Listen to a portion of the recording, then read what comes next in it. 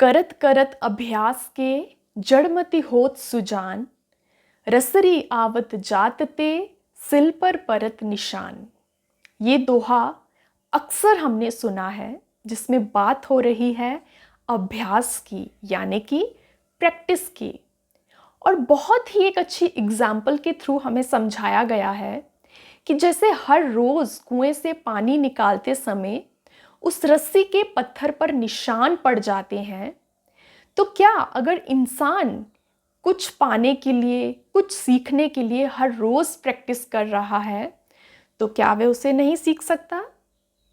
Suppose हमारे चारों तरफ अंधेरा है और हम कुछ खाने के लिए बैठे हैं। कई बार नोटिस किया होगा कि जब हम प्लेट से कुछ खाने के लिए उठाते हैं, बेशक हमारे चारों तरफ अंधेरा है, पर वो हाथ सीधा मुंह की डायरेक्शन में ही जाता है। कभी भी गलत डायरेक्शन में नहीं जाता कि हमने कुछ खाने के लिए उठाया और कहीं गलत डायरेक्शन में हम चले गए। नहीं, ऐसा क्यों? क्योंकि जब बच्चा 2 या 3 साल का होता है तो वह खुद से खाना स्टार्ट कर देता है।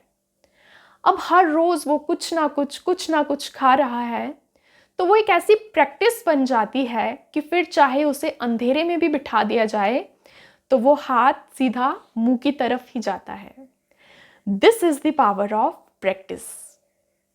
अगर हम बात करें अपनी इंग्लिश लर्निंग जर्नी की, तो इसमें भी प्रैक्टिस का होना बहुत ज़्यादा ज़रूरी है।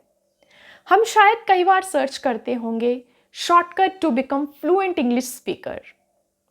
तो सबसे बड़ा शॉर्टकट, सबसे बड़ा सीक्रेट फ्लुएंट इंग्लिश स्पीकर बनने के लिए अगर कोई है, तो वो है प्रैक्टिस, प्रैक्टिस एंड प्रैक्टिस। पर वो हमें अब खुद में देखना है कि हम कितनी प्रैक्टिस कर रहे हैं, और अगर कर रहे हैं तो उसमें कितना कंसिस्टेंट है।